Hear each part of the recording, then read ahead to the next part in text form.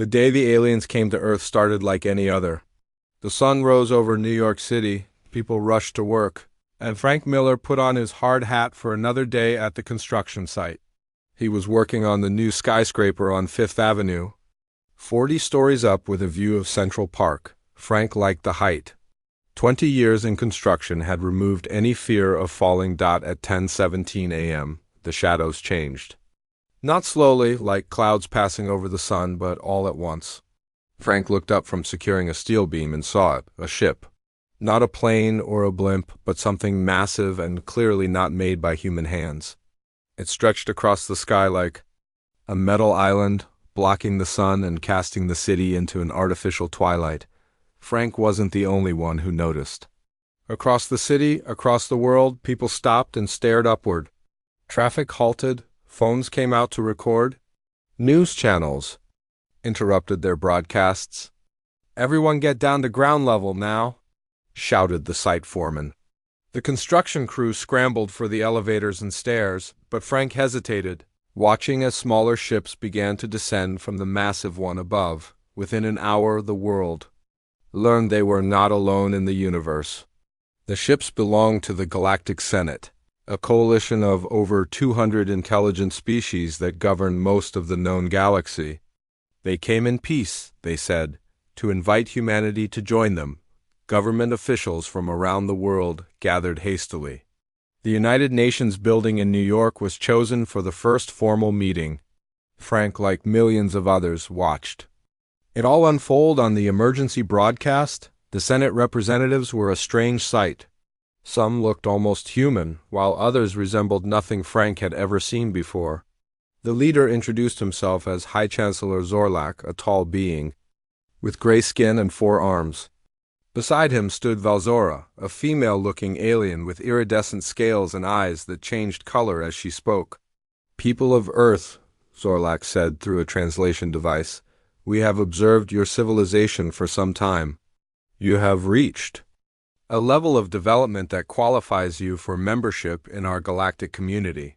The world leaders asked questions. Why now? What would membership mean? What would Earth gain?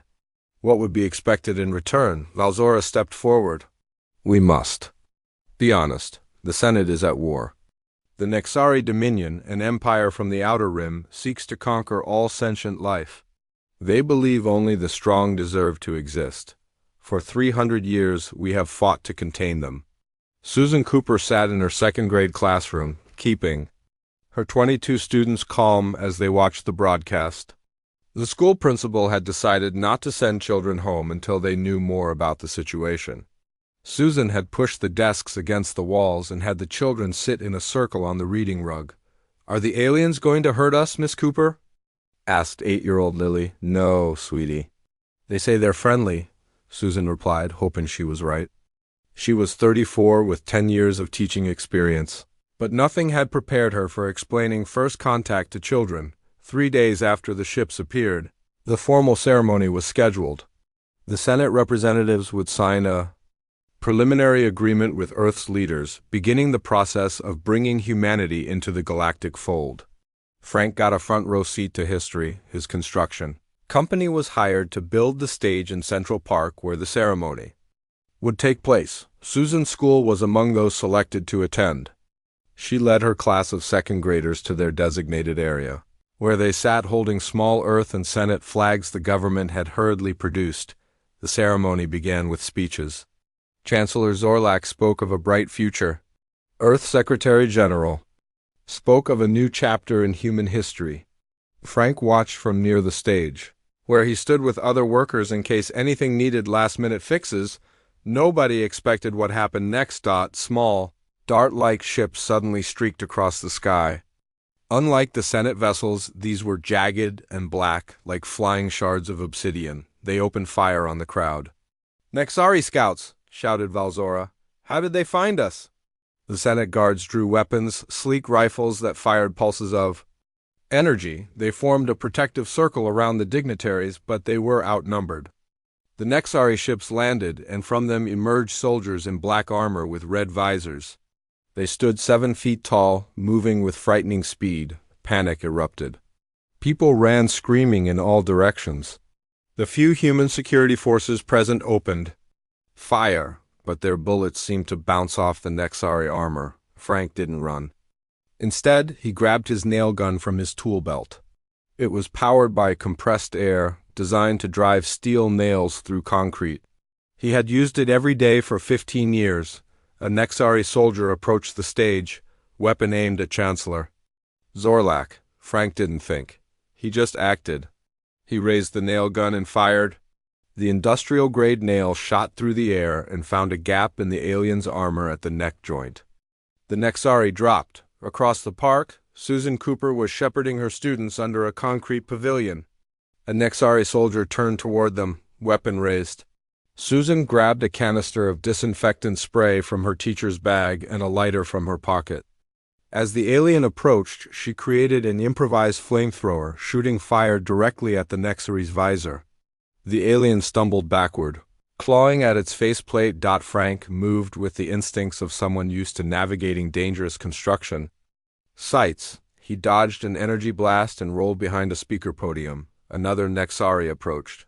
Frank grabbed a nearby steel rod, used for reinforcing concrete, and hurled it like a javelin. Years of moving heavy materials had given him surprising strength. The rod pierced the alien's chest plate. The battle lasted only minutes. Senate security forces regrouped and drove off the remaining Nexari.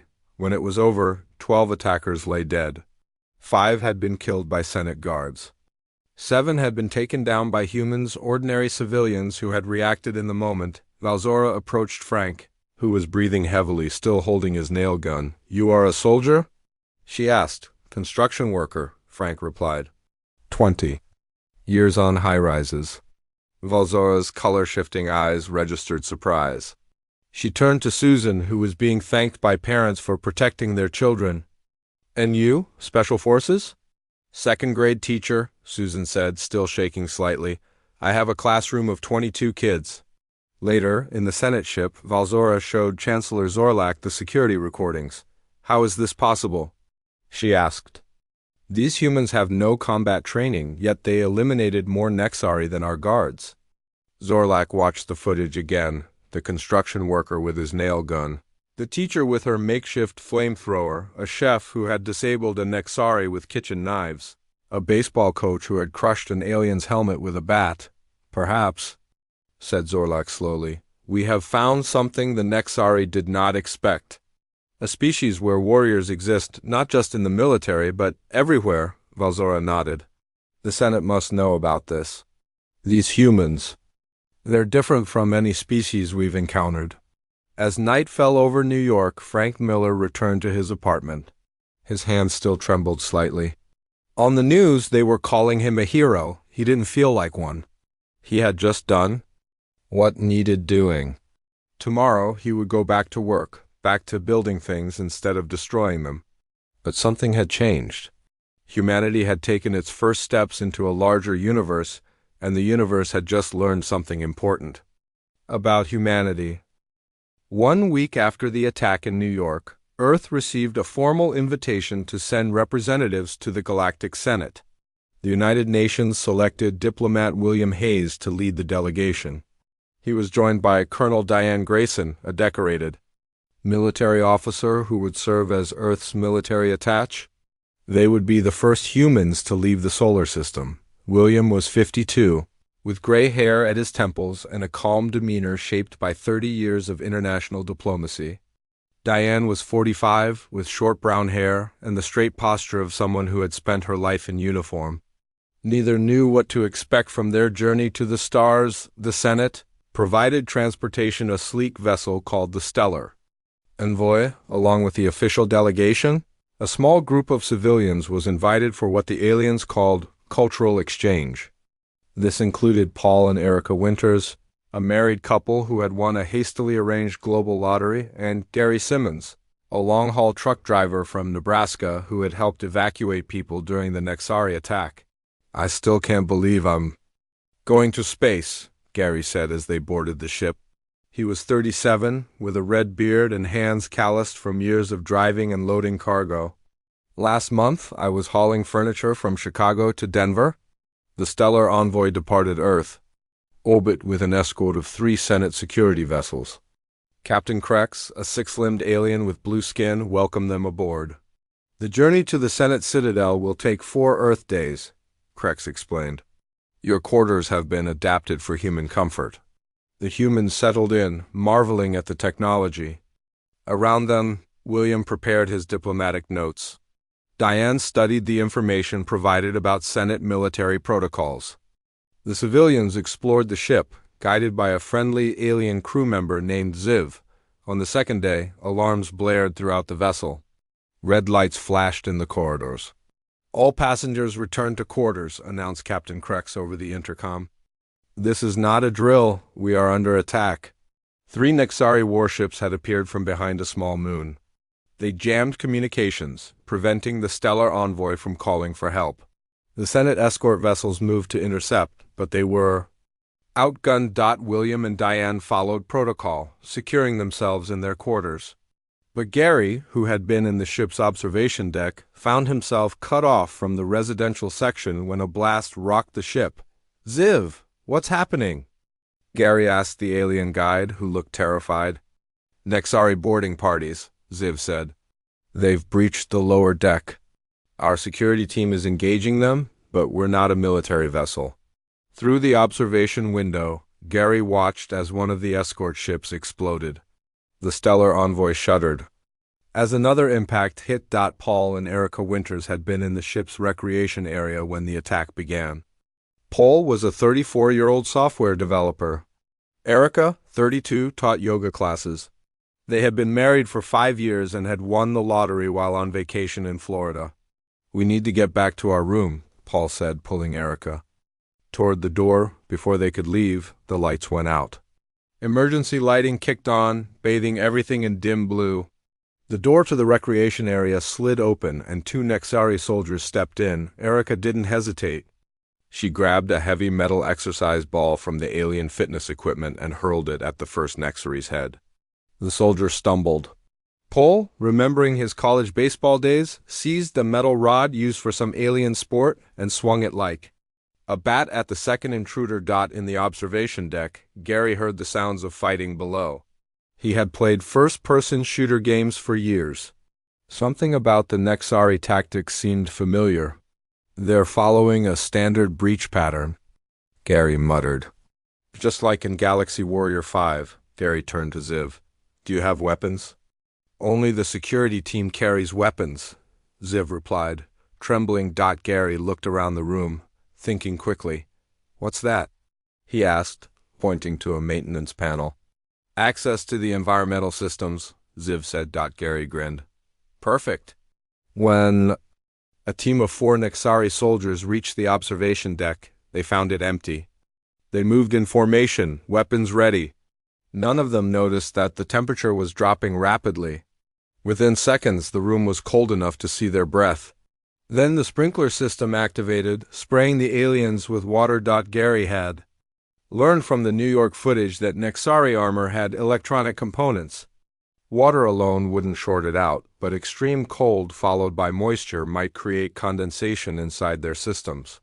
As the aliens struggled with their suddenly malfunctioning gear, Gary emerged from his hiding place behind a console and attacked with a fire extinguisher, blinding them with foam before striking them with the heavy metal canister. Down in the recreation area, Paul and Erica had managed to lock the stunned Nexari soldiers in a storage closet.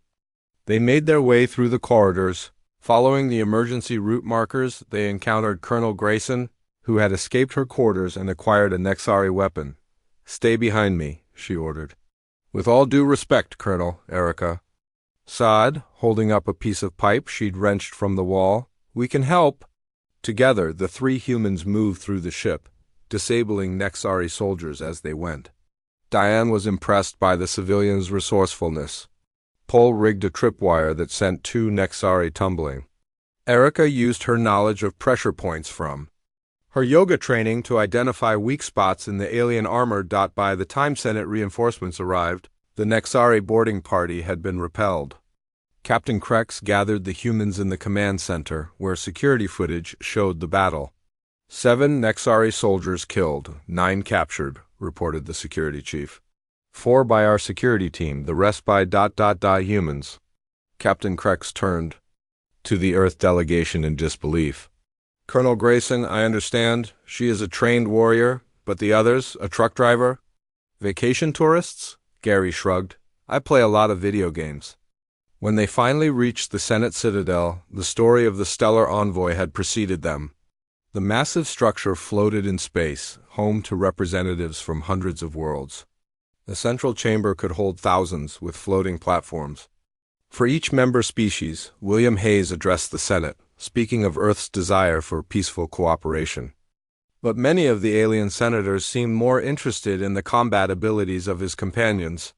These humans are not soldiers, said Senator Krovak of the Talaxian Empire, a species of tall, thin aliens with 4 eyes. They are civilians, primitives, from a backwater planet. Why should we risk Senate resources to protect them? In response, the Senate Security Council presented the combat statistics from both the New York incident and the Stellar Envoy attack. The numbers were projected onto the main viewing screen for all to see. The chamber fell silent as the senators read the data. Civilian kill count versus military kill count. The numbers didn't lie. Earth's untrained civilians had eliminated more Nexari combatants than the Senate's trained security forces in both encounters.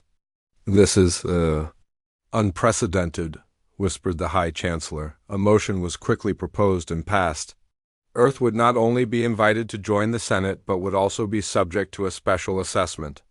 The Senate needed to understand how a species, with no natural armor, no claws, and no significant physical advantages, could produce civilians more effective in combat than trained soldiers. As the session ended, William found himself surrounded by curious alien diplomats. One question was repeated over and over: what is the secret of your people? William looked at Gary, Paul, and Erica, who stood nearby. I don't think there is a secret, he replied. We're just human. 2 weeks after the Senate meeting, a research vessel named the Scientific Inquiry arrived in Earth orbit. Its mission was simple yet unprecedented: to understand why human civilians were so effective in combat situations. The lead researcher was Drexar, a reptilian alien with scaled skin and vertical pupils. He led a team of 12 specialists from different Senate worlds. We must approach this study with open minds, Drexar told his team as they prepared to descend to Earth. These humans have shown abilities that defy our understanding of civilian behavior. The United Nations established a research center in Colorado for the alien scientists. The location was chosen for its varied terrain and proximity to both urban and rural human populations. Drexar and his team would spend 1 Earth month observing humans in their natural environment. On their first day, they visited a local shopping mall. The aliens wore special cloaking devices that made them appear human to prevent causing panic. They watched as people went about their daily lives. Note how they constantly scan their surroundings, observed Cree, Drexar's assistant. Even while engaging in leisure activities. That is normal predator behavior, replied Drexar. But humans are omnivores. Most omnivorous species we've encountered lack such vigilance. The next day, they visited a local gym. They watched as humans lifted weights, practiced martial arts, and engaged in simulated combat sports. Joe Matthews, a 40-year-old accountant, was teaching his wife Linda basic self-defense moves. You've never served in your military? Drexar asked Joe after revealing himself as a researcher. No, sir, Joe replied, surprised to be speaking with an alien but trying to be polite. I just think everyone should know how to protect themselves. Linda and I go hunting every fall too. Helps keep those skills sharp. Hunting? You still hunt for food? Asked Cree. Well, partly for food, partly for sport, Linda explained. She was 38 and worked as a nurse. My father taught me to shoot when I was 12. Most people in rural areas learn young. The research team made detailed notes. Humans teaching other humans combat skills as recreation. Weapons training, beginning in childhood. Physical fitness pursued not just for health, but for potential survival advantage. The next week, they observed a paintball competition. 2 teams of civilians engaged in simulated warfare, complete with tactics, strategy, and coordination. The winning team was led by Steve Lawson, a 29-year-old computer programmer. How did you develop these battlefield strategies? Drexar asked Steve after the match. Steve laughed, wiping paint from his face mask. Video games, mostly. Some military documentaries. It's just for fun, you know? Gets the adrenaline going. The alien researchers were puzzled. Fun. Humans found simulated combat enjoyable. Their entertainment was often centered around conflict and survival scenarios. The team spent an evening watching popular human movies and playing video games. They observed children playing capture the flag at a local park. They're training, Drexar realized. Not deliberately, but effectively. From childhood, they practiced the skills needed for warfare through play and entertainment. The research team split up to cover more ground. Some studied human history, learning about civilian resistance movements, guerrilla warfare, and how ordinary people had defended their homes throughout centuries of conflict. Others examined human biology, particularly their stress responses and physical capabilities. On day 23 of their research, disaster struck. A small Nexari force attacked the research facility. Their strike was precise and sudden. The Senate security detail was quickly overwhelmed, and the alarm went out to local authorities, but help came from an unexpected source. Samantha Wilson, a 32-year-old park ranger, was the first to respond. She had been tracking animal movements in the nearby forest when she spotted the Nexari ships landing. Instead of fleeing, she used her knowledge of the terrain to approach unseen. With her hunting rifle, she took down 2 Nexari soldiers before. They knew she was there. Then she used her radio to coordinate with other civilians in the area. Alan Murphy was one of those civilians. At 46, the former accountant had turned his passion for survival skills into a second career, teaching wilderness courses on weekends. When he received Samantha's call, he was already preparing. "I've got 5 people with me," he told her. Over the radio. "We're setting up at the ridge above the facility." Alan and his wilderness students, who had been learning to build shelters and traps, quickly adapted those skills. They created snares on the paths the Nexari would likely use. They gathered rocks for improvised weapons. One student, a chemistry teacher, even created smoke bombs using materials from their survival kits. By the time military forces arrived, the civilian defenders had neutralized half the Nexari force. Samantha had organized them into an effective resistance using nothing but hunting weapons, camping gear, and knowledge of the land. Drexar witnessed it all, recording the entire incident. He saw Samantha use bird calls to signal her team. He watched Alan direct people to create choke points using fallen trees. He observed how quickly they adapted everyday items into weapons and defenses. When it was over, Drexar gathered his surviving team. "We have our answer," he said solemnly. "Humans don't separate warfare from daily life as other species do. Their recreation, their entertainment, their very culture prepares them for conflict." The final report to the Senate was comprehensive. Drexar presented his findings via hologram to the assembled representatives of 200 worlds. "Unlike every other known sentient species," he explained, "humans never stopped being warriors. While our civilizations evolved to have dedicated military castes with civilians who have no combat skills, humans took a different path. They maintained their survival instincts and combat capabilities throughout their population."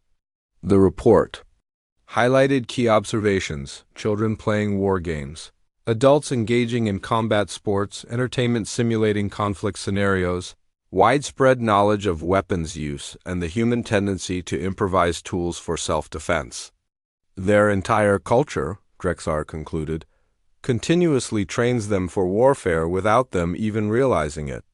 Their civilians don't outperform our soldiers because they're stronger or faster.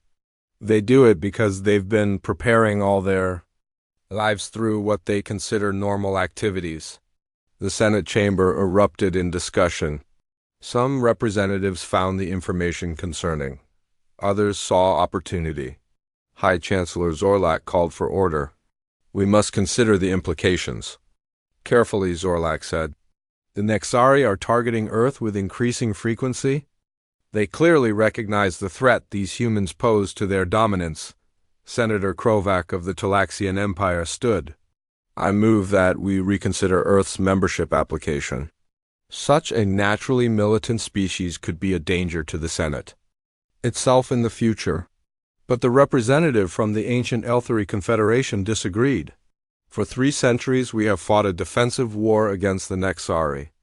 Perhaps what we need is not more of the same, but something different. Something the Nexari do not expect and cannot counter. The debate continued long into the night. Meanwhile, on Earth, life went on. People worked, played, watched action movies, practiced sports, played video games, and went hunting, unwittingly preparing for a conflict that was coming ever closer to their world. While the Galactic Senate debated, the Nexari made their decision. Earth represented a threat unlike any they had encountered in centuries of conquest. These humans, with their unusual combat capabilities spread throughout their civilian population, could not be allowed to join the Senate's forces. The Nexari Supreme Command authorized a full-scale invasion of Earth. Before its membership could be finalized, the attack began at dawn on a Tuesday. Nexari warships appeared in skies around the globe. Unlike previous encounters, this was no small scouting force or targeted strike. Over 100 capital ships entered Earth's atmosphere, deploying thousands of troops to major cities on every continent. The world's military forces mobilized, but they were quickly overwhelmed by the sheer number of Nexari soldiers. The aliens had studied human military bases and command structures, targeting them first. Within hours, organized resistance from Earth's armed forces was scattered and in disarray, but the Nexari had not accounted for what happened next. In Portland, Nurse Kelly Wright was working the night shift at the city hospital when the attack began. She was 36, with curly red hair and hands that had treated thousands of patients over her 15-year career. When the first casualties arrived, she noticed something about the wounds caused by Nexari weapons. The energy burns aren't cauterizing properly, she told the other medical staff. They're designed to cause maximum pain without immediate death. These aliens want to tie up our resources with wounded. Kelly quickly organized the hospital staff to develop a treatment protocol for the new type of injury. But she also noticed something else while examining a dead Nexari soldier brought in by National Guard troops. Their neck structure is different from ours, she explained to a group of bewildered doctors. See this junction here? It's a nerve cluster. Hit them here, and it would cause immediate paralysis. Word spread from hospital to hospital. Kelly's observation gave human defenders a vital weak point to target. Her medical knowledge meant for healing became a weapon in humanity's defense. In Detroit, auto mechanic Derek Johnson watched from his garage as Nexari troops moved through his neighborhood. Derek was 42 and had spent his life fixing cars in the same shop his father had owned before him. He knew every vehicle from vintage models to the latest electric cars. As his neighbors fled or hid, Derek had a different idea. He began modifying vehicles in his shop. He reinforced a pickup truck with scrap metal. He converted a delivery van into a makeshift ambulance. He even rigged a school bus with improvised armor plating to evacuate people from a retirement home down the street. They may have spaceships, Derek told the small group that gathered in his garage, but we know these streets better than they ever will. His convoy of modified civilian vehicles became the backbone of Detroit's resistance, moving people and supplies through areas the Nexari thought they controlled. Derek taught others his techniques, and soon garages across the city were turning ordinary cars into resistance vehicles. Across rural America, hunters and farmers formed irregular militias. In suburbs, neighborhood watch groups became defense forces. Even in occupied cities, resistance emerged from unexpected places. Office workers used their knowledge of building layouts to set traps. Teachers organized evacuation routes for civilians. Chefs used kitchen knives with deadly precision. In Iowa, a group of farmers led by 60-year-old Harold Jenkins used their crop-dusting planes to spread a mixture that fouled Nexari optical sensors. In Wyoming, river guides used their rafts. to move resistance fighters along waterways the aliens weren't monitoring. In Florida, airboat operators in the Everglades became an elusive strike force, appearing from the swamps to attack and then vanishing before the Nexari could respond. The Senate received distress calls from Earth but was paralyzed by indecision. Some representatives argued that Earth wasn't yet a member world and therefore not entitled to military aid. Others feared that the Nexari invasion force was too large to challenge without significant losses. "We cannot commit our fleet without a formal vote," argued Senator Krovac. "And we cannot vote without a full Senate session, which will take days to assemble." But information continued to flow from Earth to the Senate citadel. Security footage, news broadcasts, and communication intercepts painted an unexpected picture. The Nexari advance was slowing. In some areas, it had stopped entirely. In others, the aliens were actually retreating. The Senate military analysts were confused. By all calculations, Earth should have fallen within days. Instead, the invasion had become a grinding struggle as the Nexari faced resistance everywhere they went. A holographic display in the Senate chamber showed the latest statistics. Nexari casualties were mounting, and the source of those casualties shocked even the most seasoned Senate commanders. 62% of Nexari losses were being inflicted by civilians rather than military forces. In Colorado, a high school science teacher named Natalie Foster had discovered that common fertilizer compounds could disrupt Nexari communication systems. In Arizona, tour guides familiar with desert survival were helping military units move undetected through terrain the Nexari thought impassable. In New York, construction crews were using their equipment to create barriers that Nexari vehicles couldn't cross. "They're everywhere," a captured Nexari commander told his interrogators. "There is no front line. There are no civilians to separate from warriors. Every human is a potential combatant." The Nexari had expected to face armies. Instead, they faced populations. Their military doctrine, based on thousands of years of interstellar conquest, had no strategy for a species where combat capability was distributed throughout the entire society. By the end of the first month, the pattern was clear. The Nexari could take territory, but they couldn't hold it. They could destroy military bases, but new resistance would emerge from coffee shops, schools, and office buildings. They could cut off supply lines, but humans would improvise new ones. In the Senate chamber, Valzora presented the latest analysis to the assembled representatives. The holographic display showed a Nexari retreat in progress. "They're pulling back," she explained. "Their command structure has determined that the cost of occupying Earth is too high. They've lost nearly 40% of their invasion force with minimal strategic gains." Chancellor Zorlak studied the data. "And the casualty breakdown?" "Consistent with previous encounters," Valzora replied. "The majority of Nexari losses were inflicted by civilians using improvised weapons and tactics." The chamber was silent as the implications sank in. Earth hadn't just survived, it had effectively repelled one of the largest Nexari invasion forces ever deployed. And it had done so largely through civilian resistance. On Earth, the Nexari retreat was causing celebration, but also determination. People were sharing knowledge, teaching each other what worked against the invaders. The planetary defense that had emerged wasn't directed by generals, but by ordinary people organizing at the local level, adapting and overcoming. As the last Nexari ships left Earth's atmosphere, the Senate finally reached a decision. Earth would not just be invited to join the Galactic Senate, it would be asked to share its unique approach to warfare with the rest of the galaxy. 3 months after the failed Nexari invasion, Earth was healing, cities were being rebuilt, families were returning to their homes. The planet was forever changed, now aware of its place in a larger galactic community and the dangers that existed. Among the stars, William Hayes stood in the Grand Chamber of the Galactic Senate, no longer as a visitor but as Earth's official representative. Behind him stood a delegation unlike any the Senate had seen before. There were military officers and government officials, but also ordinary civilians who had distinguished themselves during the invasion. High Chancellor Zorlak called the session to order. The massive chamber fell silent as representatives from 200 worlds turned their attention to the proceedings. Today we vote on Earth's formal admission to the Galactic Senate, Zorlak announced. Before we do, Ambassador Hayes wishes to address this body. William stepped forward. At 52, he had never expected to become humanity's voice to the stars.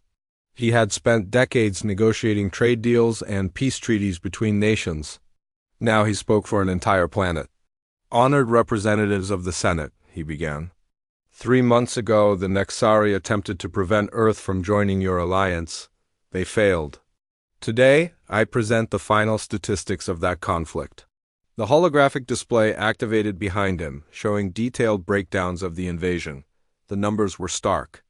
The Nexari had lost over 40% of their invasion force. And the most stunning statistic remained unchanged, 62%. Of those losses had been inflicted by civilians. As requested by this body, William continued, we have prepared a comprehensive analysis of how our civilian population was able to mount such an effective resistance. He gestured to the people standing behind him.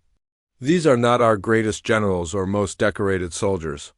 They are ordinary citizens who did extraordinary things. Kelly Wright, the nurse from Portland, stepped forward first. She had been invited to share her medical observations that had helped identify Nexari physiological weaknesses. I just did what nurses do, she explained to the Senate. We observe, we adapt, and we share information to save lives. Derek Johnson, the auto mechanic from Detroit, described how he had modified civilian vehicles for defense and transport. Cars are cars, he said with a shrug. I've been fixing them since I was 12. Figuring out how to armor them wasn't that different from customizing them for a car show. One by one, ordinary humans explained how they had used everyday skills and knowledge to fight back. Their stories were simple but powerful. A librarian who organized intelligence networks. A tour guide who led people to safety through wilderness areas. A high school coach who trained neighborhood defense groups. The Senate representatives listened in fascination. Their own worlds had specialized warrior castes or military organizations. The concept of an entire population with basic combat capability was alien to them. Senator Krovak of the Talaxian Empire rose to speak. He had been one of the strongest voices against Earth's admission. These humans represent something unprecedented and potentially dangerous, he said. Their natural aggression and distributed combat capability could make them a threat to the peaceful order of the Senate itself. Murmurs of agreement rippled through the chamber. William tensed, but before he could respond, another voice spoke up. The ancient Elthery representative, a being so old that it remembered the founding of the Senate itself, floated forward on its hover platform. I have witnessed the rise and fall of many civilizations, the Elthery said, its voice soft but carrying to every corner of the chamber. The Nexari have pushed us back for 3 centuries because we have become predictable. Our military doctrine has not evolved. Our civilian populations have grown dependent on specialized protectors. The Elthery turned its large, luminous eyes toward the Earth delegation. These humans remind us of something we have forgotten. The strongest defense is not a wall or a warrior caste. It is a population that cannot be conquered because every member can resist. The chamber erupted in discussion. Some senators agreed with the Elthery, others sided with Krovak. The debate raged for hours until Chancellor Zorlak called for silence. We will now vote on 2 matters, Zorlak announced. First, Earth's admission to the Senate. Second, a proposal to establish a civilian defense training program with Earth as its centerpiece. The voting took place in silence. Each representative indicated their choice through their console. When it was complete, the results appeared on the main display. Earth's admission passed with a 70% majority. The civilian defense program passed with 65%. William bowed to the Senate. On behalf of humanity, we accept membership and the responsibility that comes with it. 1 month later, the first group of alien cadets arrived on Earth. They came from 30 different Senate worlds, sent to learn what the humans called civilian resilience. Their instructors were not military officers but ordinary people. Frank Miller, the construction worker who had fought in New York, taught a class on adapting tools for defense. Kelly Wright shared her knowledge of comparative alien physiology. Derek Johnson showed how to modify vehicles. Samantha Wilson, the park ranger, led wilderness survival courses. In a converted warehouse in Detroit. Derek supervised as alien cadets learned to convert everyday vehicles into defense platforms. No, he told a six-limbed cadet who was struggling with a welding torch. You're thinking too complicated. Simple is better. If it breaks, you need to be able to fix it with whatever you have on hand. The cadet adjusted its approach, making a cleaner, simpler weld. Good, Derek said with a nod. Now you're thinking like a human.